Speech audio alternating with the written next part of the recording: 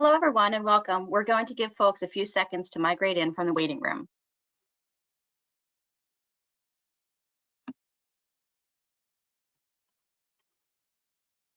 Good morning, and welcome to Marijuana in the Workplace, keeping you, your staff, and customers safe. I'm Amy Music with the partnership team for the New Jersey Business and Industry Association. With us today is Judy Saylor, HR Education and Events Manager for PrimePoint HRMS and Payroll. A few housekeeping matters before we get started. Today's webinar is being recorded and will be emailed to you tomorrow along with the PowerPoint for today's presentation. So be on the lookout for those. If you just can't wait, you can go ahead and download them right now from the handouts tab.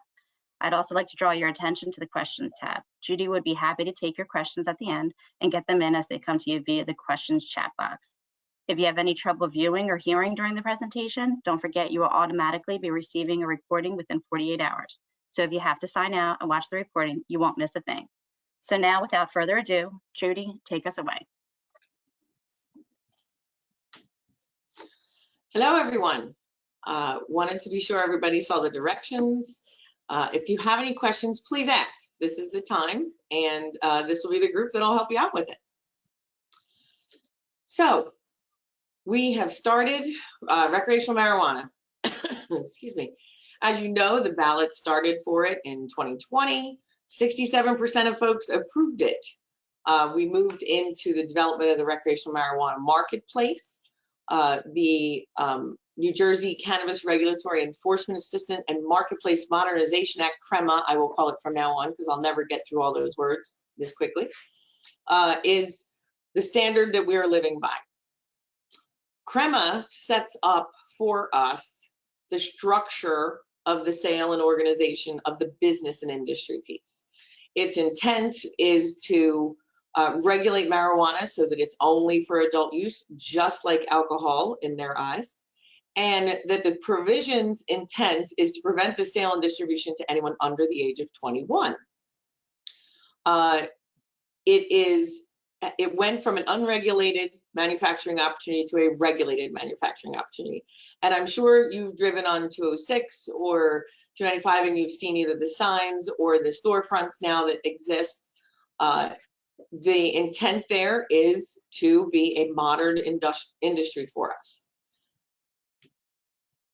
First two questions right out of the gate that I have had from folks are, it's summertime. Are people going to be allowed to smoke weed on the beach? Can vacationers, shoobies, bennies, whatever your town calls them, allowed to buy weed here and take it back home with them? And the answer to both of those is no, no, no, no, and no.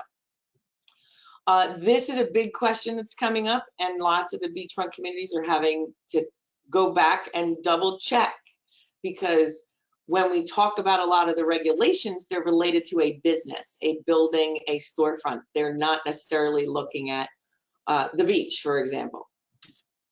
So how did we get here? And how did it do? The legal use for adult sales started April 21st. I am sure you all saw that. The first day it sold $1.9 billion. The first month it's at $24 million. The bottom number is a lot of the reason why we're doing this. If you look at the sales tax, because the sales tax for sale only of the item at 6.625% is $1,600,000. That's where a lot of this push has come from.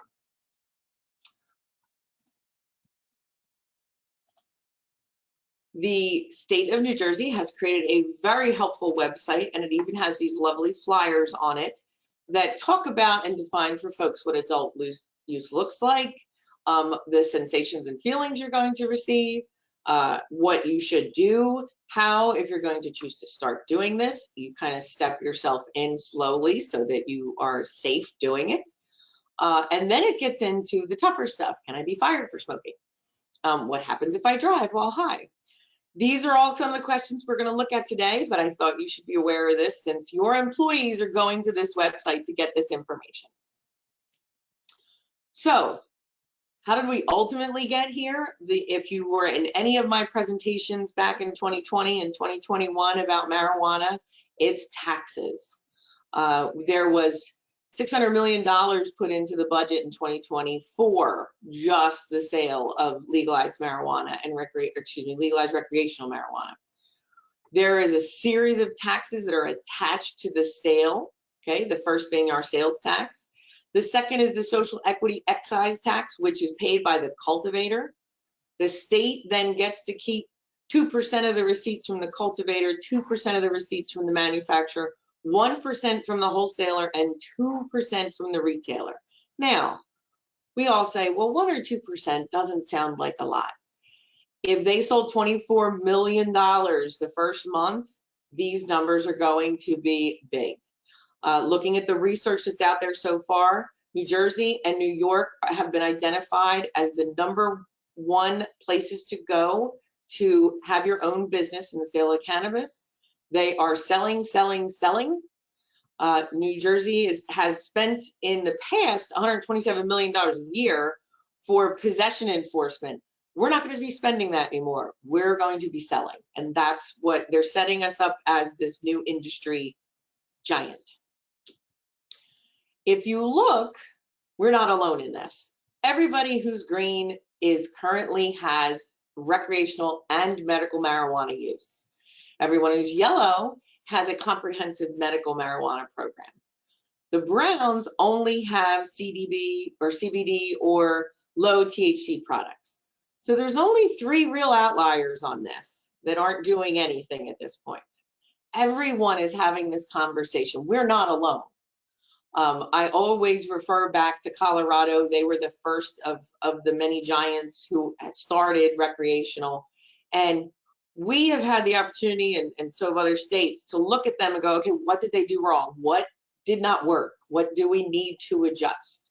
And so some of the items that we've done as a state came from looking at how others had faults with. So we're going to look at what the employee protections are first, because you need to protect your employees, and we need to follow the rules relating to CREAMMA, medical marijuana, and so forth with them. With CREAMMA, employers cannot refuse to hire, discipline, or fire because of marijuana use. Okay, the employee needs their protection and rights. Okay, laws are made for those items. However, an employer can fire an employee who is under the influence of marijuana on the job. You will see in a lot of places WUI, it's working under the influence as opposed to DUI. So with this, there are prohibitions. So you cannot take adverse unemployment action, meaning you can't demote, you can't suspend, you can't fire. There's lots within what we call adverse employment actions, and some of my HR folks know there's a range on how that works. If the person does or does not smoke, meaning one of the latest, cannabis stores, they can't discriminate against someone who doesn't choose to use it. It's a job, right? You can't have adverse reaction if someone tests positive for it, okay? As long as they have followed what is permitted under New Jersey law, and that can change. We know laws have changed, so we need to stay on top of what those standards are. The biggest employment provision that you need to know is that nothing in CREAMMA forces you to allow someone to utilize marijuana. If you have a drug or alcohol-free workplace, you can keep that. The employee does not have to accommodate the use, consumption, being under the influence, possession, transfer, display, transportation, sale, or growth of cannabis or marijuana in the workplace. So that means, your employee who comes into your building, maybe they smoke cigarettes, they go out for a cigarette break. They're not allowed to go out for a marijuana break. This is where the line starts to build so that folks understand, what is your current policies? What are the Fed and the state's policies? What do you need to adjust in your personnel policy? Because you don't have to allow someone to do this. They can do it on their own time, yes. But once they're coming to the workplace, totally different ballgame. Drug and alcohol free means while on duty. Okay, so you can't address their non-working hours. You can address the effects, quite honestly, of their non-working hours if they show up to the employment under the influence. So the next big piece is Jake Honig, compassionate use. And, you know, we talked about this eons ago. There are a laundry list of items that folks have been prescribed a medical marijuana or medical cannabis substitute. Jake Honig was a young man, a very young man, who suffered terribly from cancer.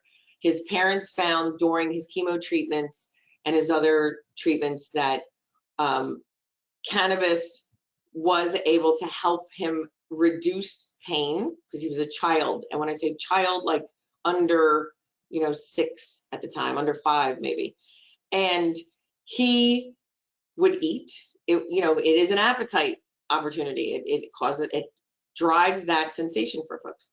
So his parents fought hard so that his memory could be kept, and it would help other folks who needed this opportunity. Now, the employee protections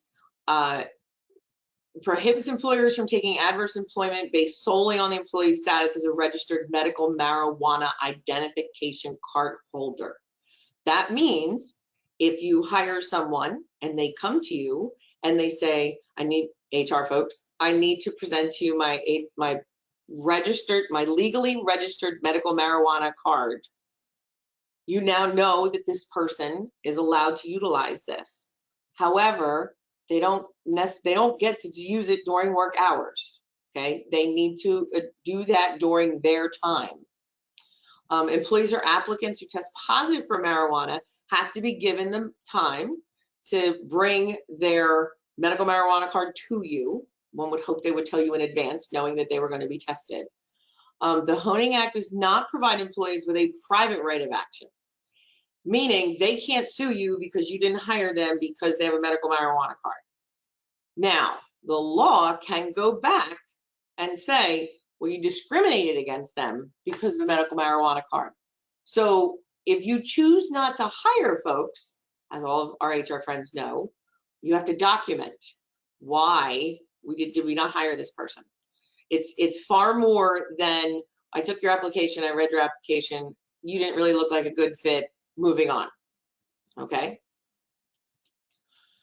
The exceptions to any employee protections on duty use or impairment, they can't use it. It's not supposed to be used during work time. Undue hardship to the employer. You know, if you have folks who drive, they cannot drive if they test positive. That becomes a significant difficulty or expense when you have to bring in other drivers or you have to, you know, find, you know, subs and so forth. It does still violate federal law. The DOT regulations don't require termination, but they do require you to remove them from the position. And what happens when you don't have another position they can be in? You know, that's where you have to start to look at what's my personnel policy say? Am I following my drug-free workplace or my smoke-free workplace, which is another option. If you receive federal funding, you can have it be a federally drug-free workplace. It doesn't require you to test, you don't have to test or having a federal drug-free workplace doesn't necessarily require that you test or fire. That is up to you based on the person's position, but you could lose federal contracts if you chose to allow folks to be hired. Now, the next piece we get into is NJLAD, and this is that New Jersey law for disabilities. The Supreme Court ruling did affirm that NJLAD provides a potential remedy when adverse employment action is taken. Someone gets suspended, NJLAD can support them because if they have a medical marijuana situation.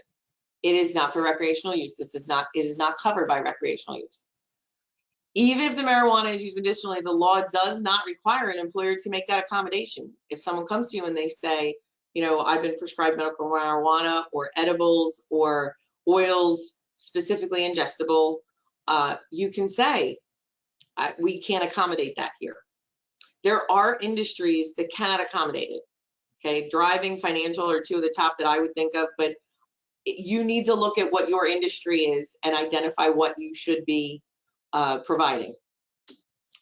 There are penalties, and we saw several folks get penalties early on in this. $1,000 for the first violation and so forth, $10,000 for each subsequent.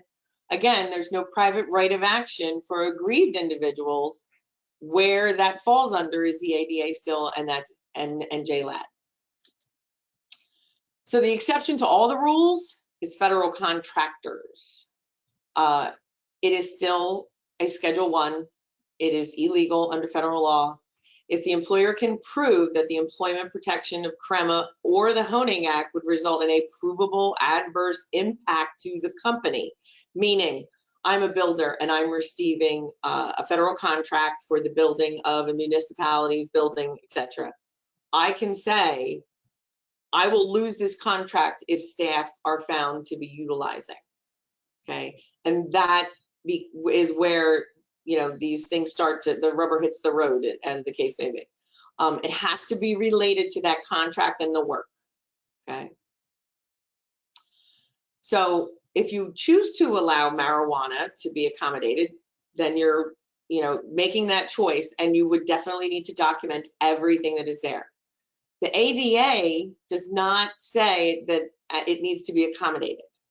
So you do have that as a right, as a business owner. The courts could say, and we know that, you know, the courts vary in their opinion at times, that you may need to, for ADA, engage in that interactive process. So, you know, much like if you have an employee who came to you for accommodation to have a stand-up desk or to have a new chair, you engage in that interactive process. You know, what's going to work best for you? What's the cost for that? It would be the same here when it comes to medical marijuana, if you choose to accept the accommodation. All of this falls back to a set of drug-free workplace laws that have already been in existence. The drug-free workplace covers medical and recreational. You do not have to allow it. You cannot be under the influence of cannabis, being impaired during employees' assigned, contracted, or prescribed work hours. All right, if you are supposed to work, you know, 8 a.m. to 4 p.m. and at 8 a.m. you arrive, and within the hour, people start to see signs and symptoms of you being WUI, then that is during your prescribed hours, okay? And so that does present a problem because you have a drug-free workplace. There is no exception for safety-sensitive positions. And the safety-sensitive positions we'll talk about a little later, but the Supreme Court says that safety-sensitive positions are those that could impact the safety at borders or the protection of human life. So if someone is driving a forklift, that could present a safety-sensitive issue. And so anyone who drives a forklift, there's no exception. You cannot test positive. If you test positive, you can lose your position. The Smoke-Free Air Act, most of our restaurants are all under that unless you're sitting outside these days. And so you cannot walk in and have you know, a joint with you and smoke in the middle of a restaurant. Alcohol, there is no prescription for alcohol. So when the state is looking at cannabis as alcohol, this is why medical is carved out separately, because there is no alcohol prescription, at least none that I've ever seen. We do have some murky waters that we fell into. April 13th, the AG sent out an email to all of the municipalities, police departments, fire departments, etc., rescue squads, and said that no adverse action could be taken against their employees. The way it has currently been written, that adult use cannabis law currently allows police and fire and rescue, and I believe fire and rescue got carved out, but I have not seen a final on that, that they legally can do this on their recreational or their personal hours. And so that's a big button at this point. We're not sure where it's going to end. There are 4 or 5 different bills right now that they're working to tighten up the language so that this takes certain groups out of it. But part of the step back to this is that as a police officer, they're allowed to go home and have a cocktail. They're allowed to go home and have a drink. They're an adult living in the state of New Jersey. So we don't know where this is going to end at this point. So the big thing for employers is testing. And I said this before, and we'll probably visit it again. We know that with pre-employment, you can require a test after a conditional offer has been made. You can choose to comply with federal law, zero tolerance. You do have to take into consideration ADA. If they come to you and give you that medical marijuana card, then that's it. You know, they've made their ADA stance with you. Post-accident, you know, following a work-related accident, someone limited you to ADA and OSHA, you have to abide by those two pieces. The tests can be flawed. We have to watch that because of CBD oil, which lots of folks use on their knees and ankles and other things, you know, when they're in pain. Stick to your best practices. In theory, you're working with a company that would do this screening either with kits or on site. So use best practice, what they're telling you their standard is and how it is completed. You can test for reasonable suspicion. Now we're going to get into some more things. So think about your questions because this is going to get important. If someone sees the employee during their work hours, we can say it's reasonable suspicion. We can also say there was a witness. Finding observable signs of intoxication related to usage. Must train managers and supervisors. That's not a wire. We'll get to that. I know you're chomping at the bit about it. Is this person fit for duty? Can they physically manage what their job is? You know, lifting heavy objects, moving things, driving a truck, driving a vehicle, etc.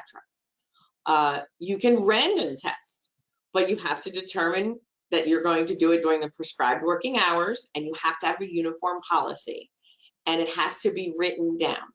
I've got several clients right now who are working through some things, not just cannabis, and they're finding that they've had procedures that they have been doing for time and all eternity, but there's no written statement that says this is exactly how we do every step of this. Some of it's hiring, some of it's onboarding, some of it's terminating. And so I know lots of you are awesome and you have that checklist because I've seen those checklists and you mark each thing off as you accomplish it when you're doing different things with employees, but we need to start to be more regimented with our documentation. Okay, it's becoming very, very important, especially when it comes to folks in the workforce who are going to be doing recreational marijuana. They're going to look for any loophole that they can get into. Must be scientifically reliable, objective testing methods. You know, urine, saliva, hair, and blood. Folks will argue that, well, you know, Saturday I had some with my friends recreationally. Well, that's great, but you need to understand that that stays in your system. So if you did it Saturday and your test pops up on Monday and your urine test pops you as positive, you may not have a job anymore. And so this is where that documentation and your personnel policies and any notification you give out, make them sign it, make them date it, make sure they have a copy of it, a physical copy. I like to give them a physical copy. I like to email it to them, and I like to put a copy of their signed one in PrimePoint or in a folder so that I know I've got it when I need to go back to it. The standard of CREAMMA says that must be a physical evaluation completed by a wire in order to determine an employee's state of impairment. Now, wire hasn't happened yet. We do not have standards and guidelines yet. And it's a certification by the Cannabis Regulatory Commission that is required, right? It's a full-time or part-time employee or consultant. There are places you can go to be trained to do this. You can send employees to the National Safety Council, and they have a training for this already. However, the way wires were supposed to work, it is done by a police training commission, but they don't do the training for anybody other than law enforcement. They don't train wires. There are no private businesses that train this because this was originally done only by law enforcement. So we kind of got the cart ahead of the horse here, the New Jersey State Police train only law enforcement officers. And that's as of June 1st. I didn't check today, but I'm sure we're still there because I looked yesterday for about 3 hours to see if I could find anything. Now, what did come out back in August 2021, probably in very small print, was that the CRC published its personal use cannabis rules and said no physical evaluation of an employee being drug tested in accordance with the new law shall be required. That's a slippery slope. We don't want to just go, oh, you look like you're under the influence and pull someone out. I personally like to err on the side of caution. If you think someone's not feeling well, shall we say, maybe you need to, go sit in the break room for a few minutes and observe, have someone observe, obviously. But right now you don't have to have a physical eval because there is no wire requirements yet. There's no certification. There's no training. The National Safety Commission came up with their impairment recognition and response training for supervisors because of that first part I showed you with the map and all those folks that are all in the green. And so the National Safety Commission is a nonprofit. They're not a for-profit. They're developed this training based on what they have found relating to laws and regulations of all the states. So these are their, how should I say, goals for training. The importance of recognizing and responding to impairment, responsibilities as a supervisor and recognizing it, common causes of impairment, okay, common signs and symptoms, the 6 steps to respond to a potential impairment. I'm not trying to give them business, but they're the only one I found that really kind of laid out for us what our supervisors should be getting trained with. Until we have guidance, attorneys, I have spoken to several, and this is the information they have. Red eyes, or it could be pollen, slurred speech, or it could be a diabetic issue. I added in the or things because I'm like that, this. Delayed or decreased reaction time, or I'm tired. Decreased short-term memory, or I'm doing too much. Poor eye-hand coordination. You can come up with anything in there, and we know that swerving while driving, for example, how many of you have watched somebody texting on their phone while they're driving? Because you'd swear they were drunk going between the 2 lines as you're driving behind them. So our guidance for us as lay people isn't necessarily going to do 100% for us. So we're still waiting for guidance. I know I've got several questions about that, and it's coming still according to the state website and all of the mandates that they put out since. I wanted to give you some info on our neighbors, since I know several of you have offices elsewhere, or you have remote workers. In New York, recreational is permitted, not during work hours. There are exceptions. They chose to go with exceptions for safety sensitive positions, which carves out a lot of police and fire and rescue and those folks that we had concerns about. They do not allow employers to test candidates unless it's required by law for the job. So, which I find odd, but I think the intent was to be more mindful of discriminatory practices. I think it's going to be tough for them, but that is their stance. You cannot discriminate against users. It requires articulable symptoms of impairment along with objectively observable signs to find intoxication. You can put into that definition whatever your thinking is or what your company's culture and thinking would be. I would refer back to that list of what to look for. Remote workers they're only able to prohibit the use during the work hours. Meaning, if you're a remote worker and you work for us, Prime Point has remote workers. If I work, 9 to 5, if I physically lived in New York, I could say, okay, well, I can't do it during work hours, but I can do it in my own home, and Prime Point has no jurisdiction during my non-work hours. I haven't been able to find, is it reciprocal? Is it, okay, I work in New Jersey and I live in PA on this one topic.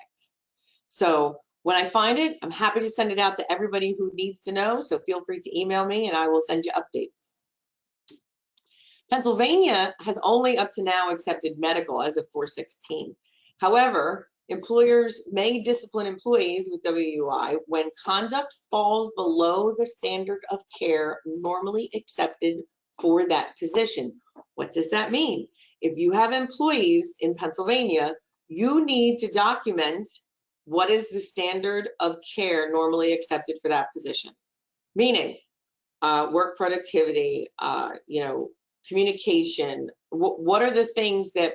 What are those key identifiers that make up their position, and what is the normal standard you would expect for that position? And now you got to document it. You have to put it in writing with that job description and make sure that you're clear, because just because someone lives in Pennsylvania and it's only available or supposed to be available for medical doesn't mean they're not going to have it elsewhere.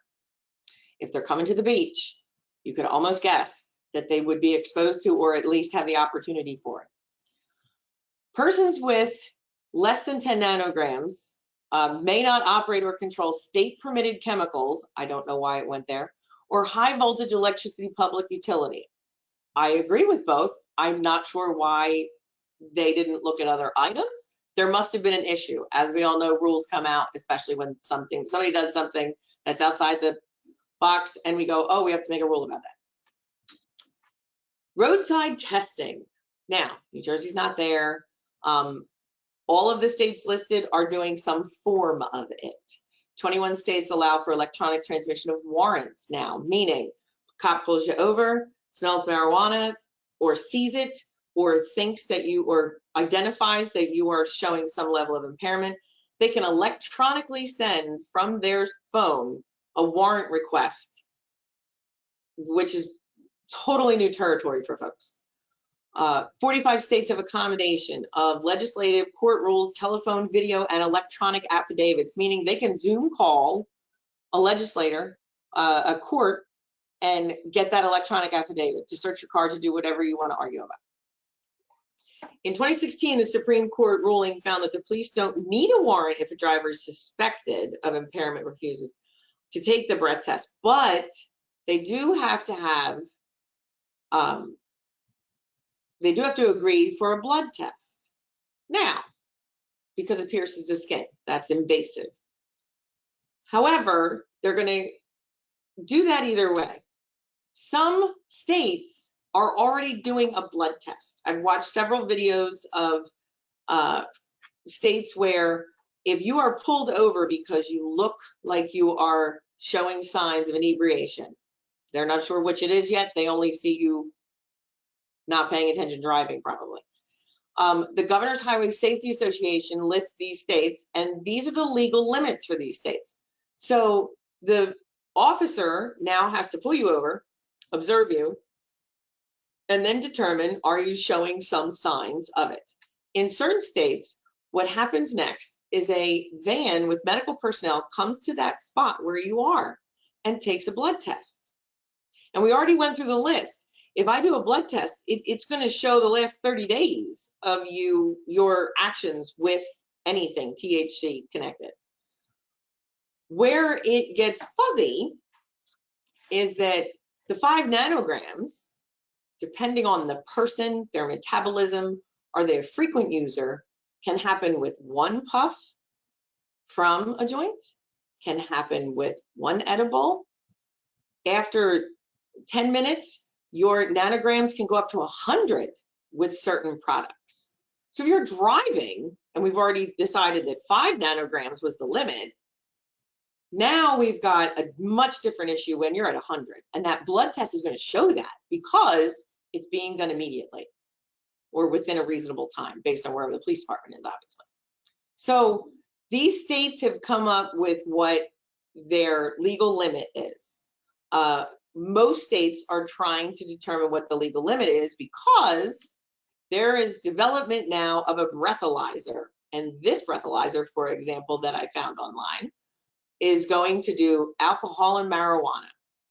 And I know there's a lot of questions about breathalyzers. And one of the difficulties in having a breathalyzer for marijuana is that the alcohol version is relying on you basically breathing into it or spitting into it as you're blowing to put those water molecules out, because that's where the alcohol resides. And so it's going to capture that in the test.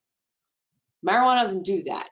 So this product is under review in beta testing, and I can't say you won't see one. There was probably 25 different ones I saw that were in testing, and it's everything from, you know, a prick of the finger to breathing to, you know, a skin item. There was one that was just your skin it would look at, and it's some of them are working.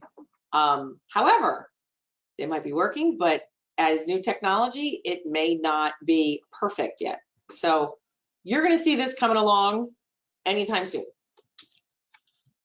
Now, Congress had, the last time we all met and we talked about marijuana, 2 bills that were being presented.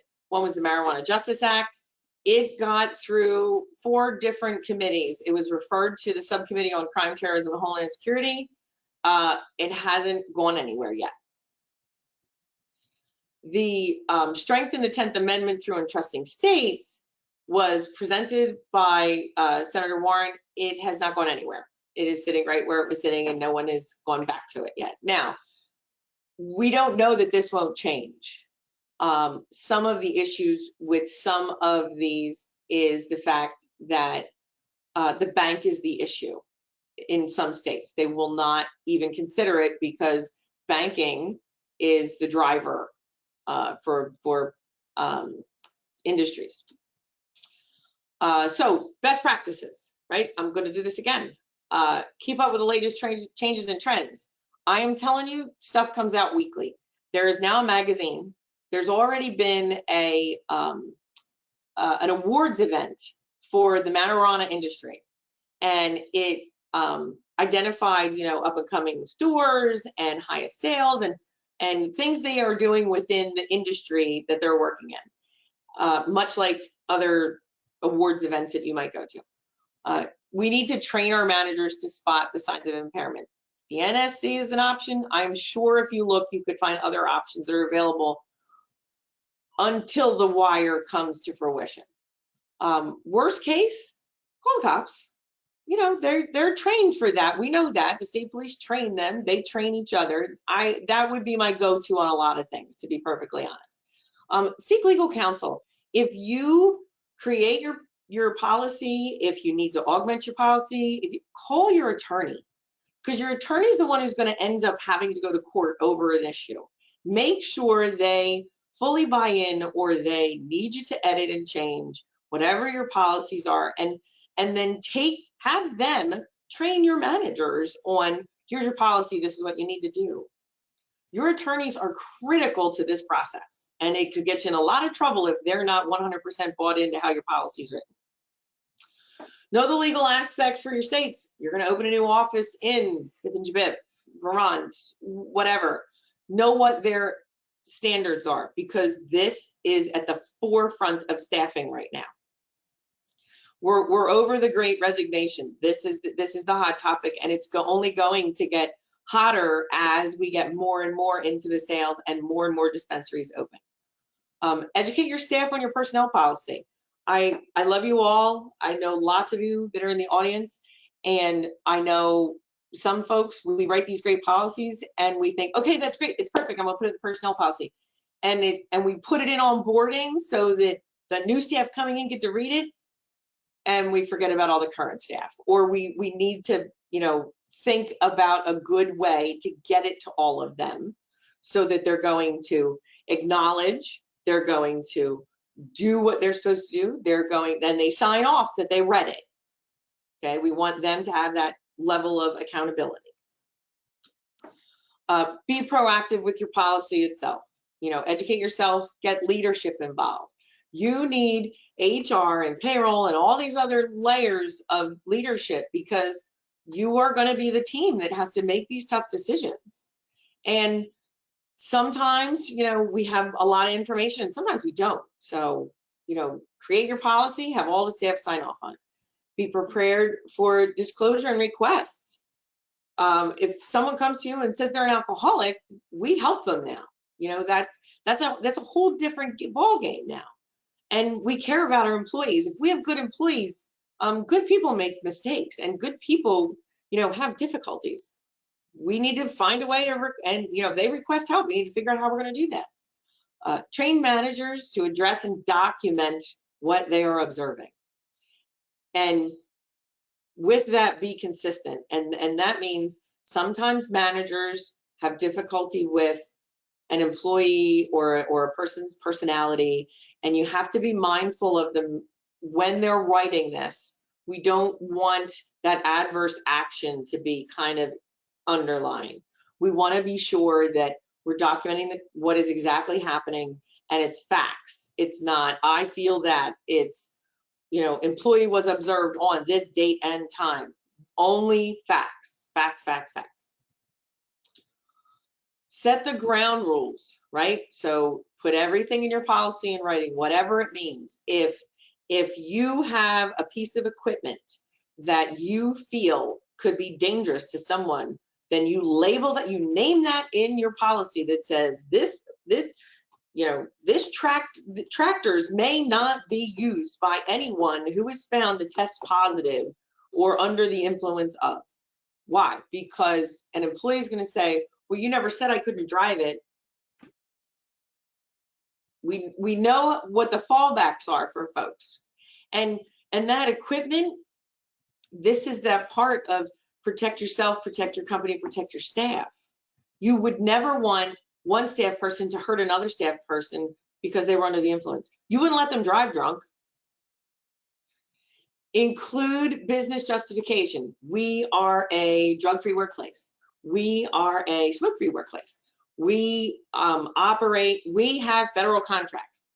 Put it in writing, because their attorney is going to talk to your attorney, and your attorney is going to pull that up and go, well, we're a drug-free workplace. So, end of story, not coming to court, we're good.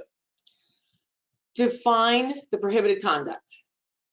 You can't go out to your car and do it on your lunch break. You know, employees are not permitted on lunch breaks too, blah, blah, blah. Employees are not permitted to bring into the facility, blah, blah, blah. You know, I know it sounds like nitpicky. However, when it comes to court, your attorneys love documentation because it's less work for them, it's less billing for you, and they will get the job done quickly. Make sure you list the clear consequences. And we know the consequences kind of, you know, right now we're doing a little this with consequences because it is recreational legal. So what are our consequences? And on the other side of it, make sure that you identify your standard and expectation for those who utilize medical marijuana. We know that they're using medical marijuana, and that's completely okay. They cannot use it during work hours, so they can't physically be doing it at work.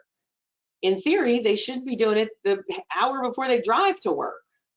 But we need to get to that point where that is defined, and it's not defined yet. We're going to see some of that, I think, in guidance, hopefully soon. Creating that policy, abide by state and federal laws. There's no gray zone for this except for potentially medical. And medical is going to be that complying with the ADA. Okay, if ADA were to come out and say that, you know, this employee needs to be allowed to take a nap in the afternoon, you would abide by that. Okay, define your prohibited behavior, define potential discipline. I had an individual ask me about, you know, well, what happens, you know, if we fire them? Well, you terminate them, you document clearly. If you need to, if you feel that it's good to notify your attorney, I would think it is. If you're documenting them for having marijuana in the workplace, notify your attorney, give them all the documentation, because it's going to him next, so, or him or her, so make sure they've got what they need. Testing, if you don't feel it's necessary for you, don't test. It's not required per se. It's recommended for sure, but you might not need it based on what your industry is and what you're doing. Do require that medical certification. There is limited zero tolerance. That medical certification is where some of that limited comes from, because that person is potentially, you know, taking what is prescribed for them prior to coming to work or after work hours. So their test is going to be different. When they come out positive, you've got their medical marijuana card. That's not a zero tolerance issue. That's where we've got to document still for safety, but be mindful of what the outcome can be. Things to think about. Is it legal in your state where your offices are? And that's changing. So that's where we've got to stay on top of this. Is your company required to be drug-free? There are industries that are legally required to be drug-free. And, you know, UPS, FedEx, DHL, all of those are required to be drug-free. That's they're DOT regulated. They've got, you know, safety precautions. You lose your job if you test positive, right? What is the actual language of your law in the state? And that's why the wire information is so important. We need that specific language to know exactly what the state's going to require. That doesn't mean you can't find another agency right now to do training if it is a major concern that can support you with NSC or others. But know that some of that may change once the language comes out. We don't know. Make sure you have written down the specifics on random drug testing and keep a log of everybody when they go, and, you know, show that there is no discriminatory or adverse reactions going on. You know, if Tom shows up on the drug test at least once a month, someone's going to question, how is this, you know, random? What does that, this can't be random if Tom keeps showing up on the list, or Tom's just very unlucky and should not go to the casinos. If someone is unable to perform their duties, you probably need a witness. You need somebody to say, hey, something's wrong. Remind yourself, and I put it in that list of items, there are folks, my father, for example, working in a municipality, started to show signs and symptoms of being under the influence. He was going into diabetic shock. And the police there recognized it. You know, he works with them. He was not originally diagnosed with diabetes, but ultimately he had diabetes. And so you don't know what it is until you know what it is. You have to, you know, review and look and make sure, and make sure someone can I give you good information about it. So that's all of my talking. Do we have any questions from the audience? Hi, Judy. Yes, we had a lot of questions come through. So the first one, are employees required to disclose that they are part of the MMP even if they are not being tested at the time? Yes, they're required to give you or show you their medical marijuana card, even if you're not testing or they're not being tested. If they want the safety and protection in the future, they should be showing you that card. And that doesn't mean they're not going to ignore that, just so you know. I'm a realist. Okay, thank you. All right, thank you. Let's see. Can employers use the same training for reasonable suspicion as US DOT FMCSA that they have for the CDL drivers? I'm not sure for CDL drivers. I would think so, since those have very specific things between the Fed and states. So I would think that would be a safe place to head.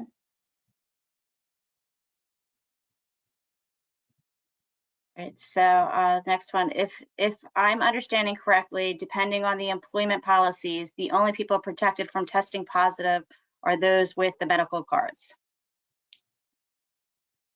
Correct. There, and can you say the beginning of that again? Sure. Depending on the employment policies, the only people protected from testing positive are those with medical cards. Yes, during work hours, yes. Okay. They're not allowed to do it during work hours. Let me rephrase that. They're not allowed to do it during work hours, but if they test positive, they're the only ones with a level of protection to be in the workplace. That doesn't mean they're allowed to do it during work, you know, hours in your organization. And I think you touched on this just a little bit, but what about the employees that live in New Jersey but work in PA? So if they live in New Jersey, but they work in PA, their work hours are governed by what the state of Pennsylvania is saying. Because that's where, unless they're remote, and then that would be, they cannot do it during work hours in theory, but they live in New Jersey, so their personal time is their personal time. Okay, next one. Can you review what you said about forklift drivers and possible cab crane operators, please? Well, you know, where I work at Prime Point, we don't have machinery, shall we say, that would damage someone or hurt someone. If you have specific equipment in your facility that could truly hurt someone if there's an accident due to someone being under the influence, I'm not beyond suggesting you put it in your personnel policy that these, 6 vehicles, company car, company this, company, etc., forklift, crane, whatever, employees who utilize these pieces of equipment owned by X company cannot be found to be under the influence or test positive. We as a state did not adopt all of the safety precautions, safety sensitive list.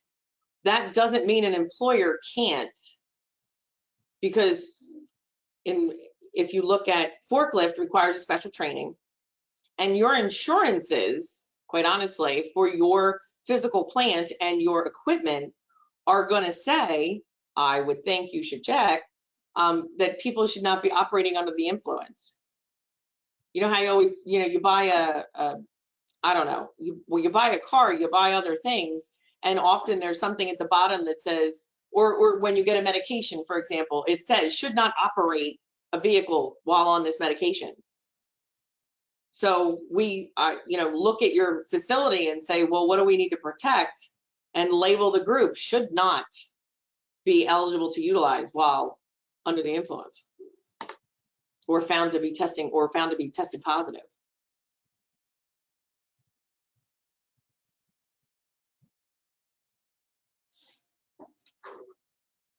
Does the same policy for prescription drugs apply to medical marijuana patients? It can, but your traditional policy is probably not going to have a prescription. The medical marijuana card is kind of the prescription for marijuana, because they use that at a dispensary to receive their allotted amount. And if, say I'm on blood pressure medication, I'm not going to hand you my prescription. So you may want that separated out, because there are more consequences for the use of that prescribed item than there are for other prescribed medications.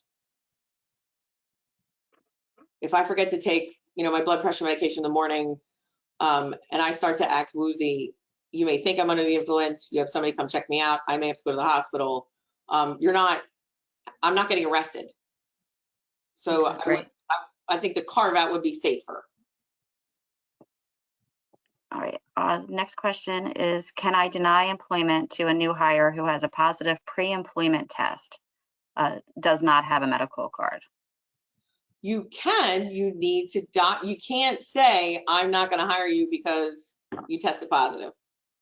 You have to say, you have to have clear in your personnel policy and clear in your hiring process, right? So all those things we have them read when they're filling out their application, even if it's online. And you have to say, we are a drug-free workplace. There is zero tolerance. They need to know up front that that's going to happen. Okay, I think we have time for one more question. It's what should an employer do if the only jobs available require you to operate machinery, and they show you a prescription that says do not operate machinery as this medication causes drowsiness? They do not operate that machinery then. I know this is difficult. I've seen it several times, actually, as a matter of fact, this year. If they don't have a job for you and you're required to give them another job, I've seen folks sweeping floors and running vacuums and doing other things. I have also seen companies who laid off people because they didn't have work for that person relating to a special issue for that individual. You should probably talk to legal counsel and see what they would be comfortable with, because not everybody has, I'll say, light duty work available. And so what would your attorney's stance be that he would have to back up you laying someone off or eliminating a position, or not, or choosing to allow them to be in the building and find other work for them? Okay, thank you. That's all the time that we have for questions. If I didn't get to a question, Judy's contact information is in the chat. She'd be happy to answer that question for you. Judy, do you have any last words or thoughts? No, I'm here. If you have questions, feel free to reach out, and you'll be receiving the PowerPoint with all the other information. There are links in the PowerPoint for a few things that I thought people might want to be able to get to easily. So be well and be safe, and we will talk to you soon. Thank you. This is great information. Don't forget, you'll be receiving the recording of today's webinar and the PowerPoint slides via email. Lastly, when you close out of the webinar, a survey will come up on the screen that we hope that you will fill out so we can understand how to best provide you important information in webinar format. Our next event is HR Council meeting, social media, friend or foe when you're hiring. That'll take place on July 12th from 9 a.m. to 10:30. So feel free to register for that at njbia.org/events. So until next time, for Judy Saylor, this is Amy Music, thanking you for being with us today and wishing you a great day. Thanks, Amy.